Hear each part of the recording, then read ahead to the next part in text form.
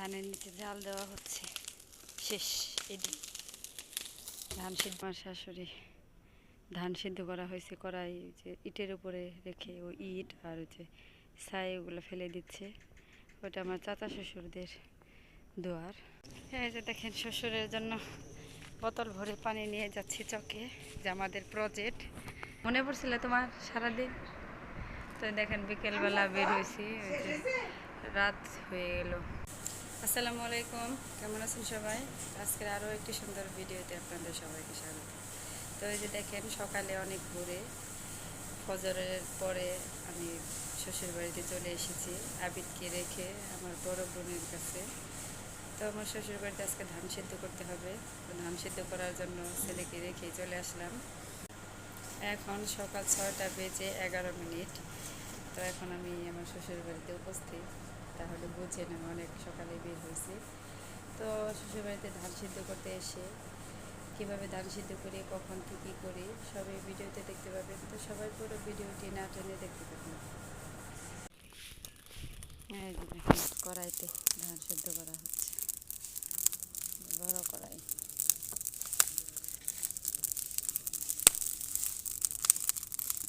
অনেকগুলা ধান আছে, একবারে 4 মণের উপরে ধান দেওয়া হচ্ছে। আর যে দিক দিয়ে যে সরিষার এগুলাতে জাল দেওয়া হচ্ছে।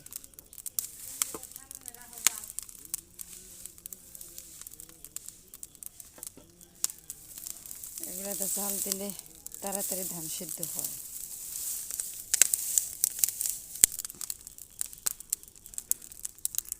তো আমি সকালে আসছি, যে এগুলা সিদ্ধ করা হয়েছে, আমার শ্বশুর শাশুড়ি আগে সিদ্ধ করে ফেলছে আমি আসার আগে।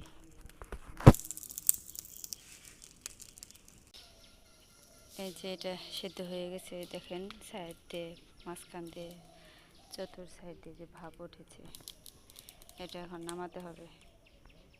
তো আবার এখানে ধান দেওয়ার জন্য যে আমার শাশুড়ি ধান ছাপতেছে, ভিজানো ধান।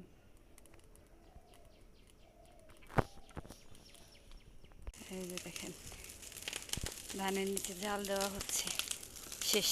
এটি ধান সিদ্ধ এই বছরের মতো শেষ।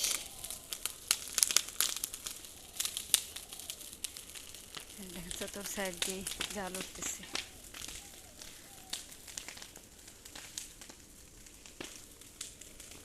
এই যে অনেকগুলো সিদ্ধ করা হয়েছে, এই কড়াই হলে শেষ।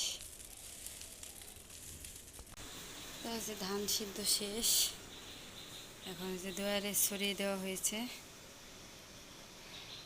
নেড়ে টেড়ে। এই যে ফ্যানের নিচে আসলাম জিরাতে।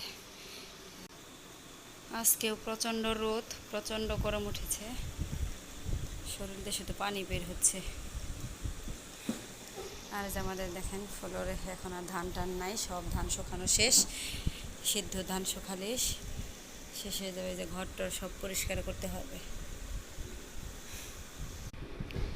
দেখেন বাইরে রৌদ্রের কি অবস্থা, সকাল 9টা বাজে।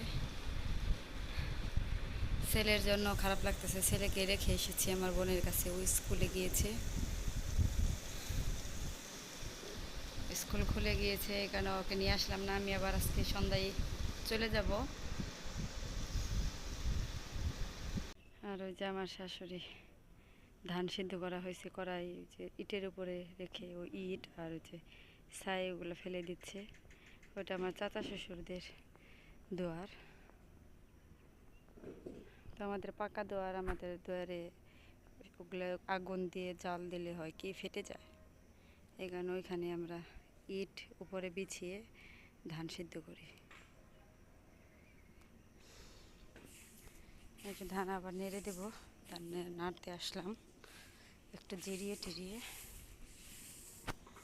এই যে দেখেন, শ্বশুরের জন্য বোতল ভরে পানি নিয়ে যাচ্ছি চকে, যে আমাদের প্রজেক্ট, ওই প্রজেক্টের এখানে অনেক খের নাড়তেছে, তো এখানে যে পানি খাওয়াইতে যাচ্ছি। ওই যে আমাদের প্রজেক্ট, ওই যে আমার শ্বশুর এখানে খের নাড়তেছে, কার বোঝা যেন উঠাই দিচ্ছে। তো প্রচণ্ড রোদ পড়েছে, তো ওনাকে বলবো বাড়িতে যাইতে, পরে আসবো। আর যদি না যায়, যে পানি খাইয়ে আমি চলে যাব। এই যে দেখেন, রোদে তাকানো যাচ্ছে না। আমাদের খের শুকিয়েছে, ওগুলো এক জায়গায় জড়ো করতেছে, যে এরকমভাবে টেবা দিবে। তো আমাদের গ্রামের ভাষায় যে ছোট ছোট পালাকে টেবা বলে, আর যেটা সুন্দর করে সাজিয়ে বড় করে এক জায়গায় রাখা হয় খের, ওইটাকে পালা বলে। তো বউয়ের ভাষায় খড়ের গাদা বলা হয়, আর আমাদের গ্রামের ভাষায় বলে খেরের পালা। বাবা, যে রোদ উঠছে, চলেন বাড়িতে যান, টিকতে পারবেন না, চলেন। এই যে পানি খেয়ে নেন। এই যে এভাবে টেবা দিচ্ছে। তো যে শুকাইছে, এই যে এটি নাকি এভাবে থুবিয়ে রেখে যাব। তো এই যে আমাদের প্রজেক্টের মেশিন। আর যে দেখেন, আমাদের প্রজেক্টের সব ক্ষেত কাটা হয়ে গেছে, ধান একটাও ধান নাই। ওই যে পাট বুনছে আমাদের, এই যে এগুলো সব আমাদের পাট। এই যে এই ক্ষেত আমাদের, ওইটাও আমাদের,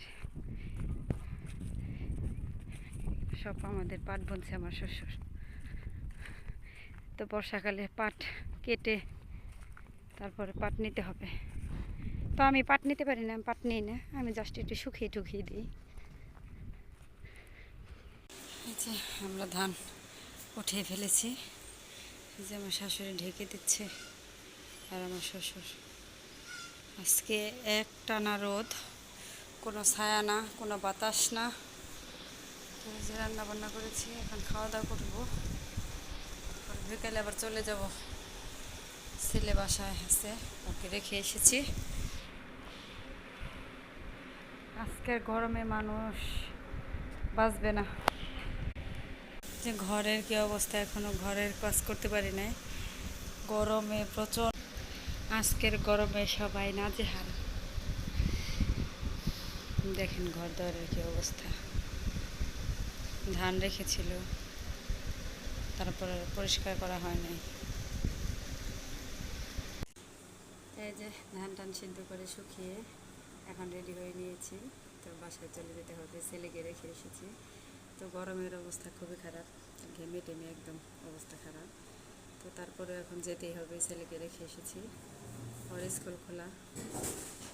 তো এখন আমি বাসায় চলে যাব ছেলের কাছে।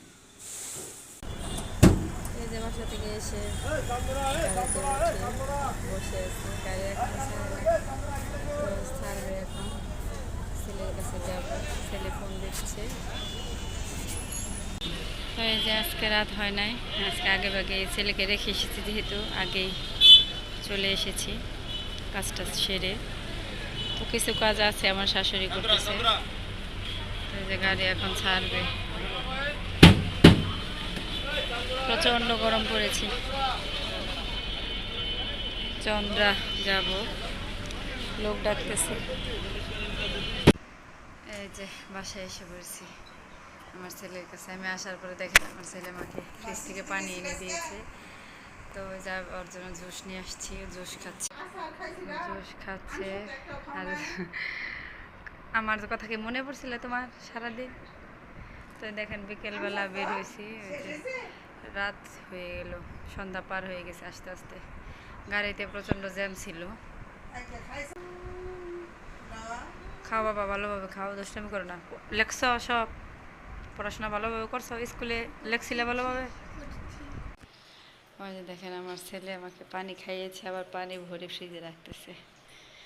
তো আসছি, রান্না বান্না করতে হবে।